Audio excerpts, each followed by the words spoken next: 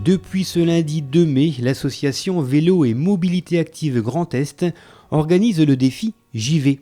Un défi pour inciter un maximum de salariés et d'élèves à se rendre sur leur lieu de travail ou de scolarité en utilisant des modes de déplacement durables.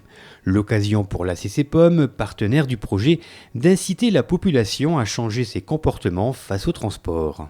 Aujourd'hui, c'est de penser à, avoir un trajet sur le transport, soit au travail, soit à l'école, qui n'utilise pas la voiture, qui réduit l'empreinte carbone. Donc on pourra utiliser pour les scolaires le vélo, la trottinette. On pourra utiliser, pour aller au travail, soit les transports en commun, soit encore le covoiturage, soit encore des rollers, du vélo aussi, bien évidemment. Donc voilà, c'est tout l'enjeu de ce projet, c'est effectivement de détecter et de réduire l'empreinte carbone, à ce que chacun sensibiliser aussi, la communauté de communes veut sensibiliser sur la réduction de cette empreinte carbone.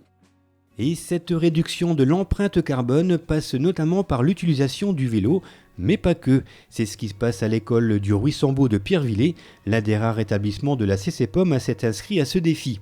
Ici, les voitures sont plutôt rares, et notamment en cas de beau temps. Soit je viens en vélo, en trottinette ou à pied. Oh, pourquoi ?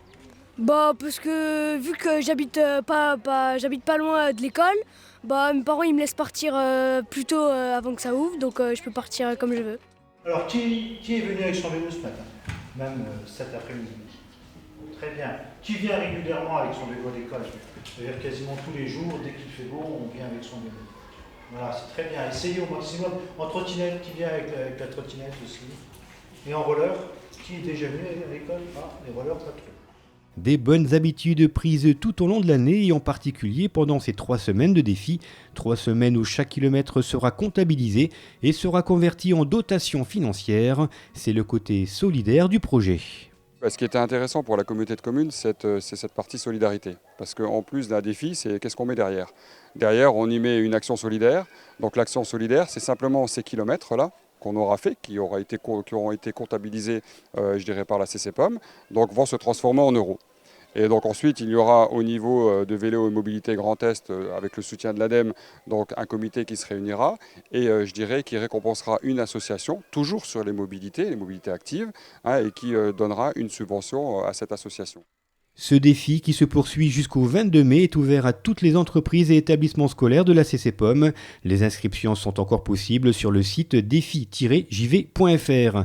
Des défis qui doivent permettre à terme de changer les comportements, mais aussi de pérenniser l'utilisation des mobilités actives sur l'ensemble du territoire de la CCPOM. La mobilité, c'est une nouvelle compétence qui a été prise à la communauté de communes. À partir de là, aujourd'hui, des actions sont menées. On a un fil bleu aujourd'hui qui est plus loisir, mais qui est aussi ce qu'on appelle les mobilités actives, donc tout ce qui concerne le vélo et les rollers. Donc aujourd'hui, pourquoi pas l'étendre à l'école, pourquoi pas l'étendre au domaine professionnel, et à partir de là, les mentalités vont changer. Et donc ça ne va pas se faire demain. On essaye de sensibiliser, mais je crois qu'on va être sur la bonne voie. Et ce projet-là permet d'avoir une entrée, un peu plus dynamique, un peu plus rassurante au niveau de tout ce qui est mobilité active, essentiellement.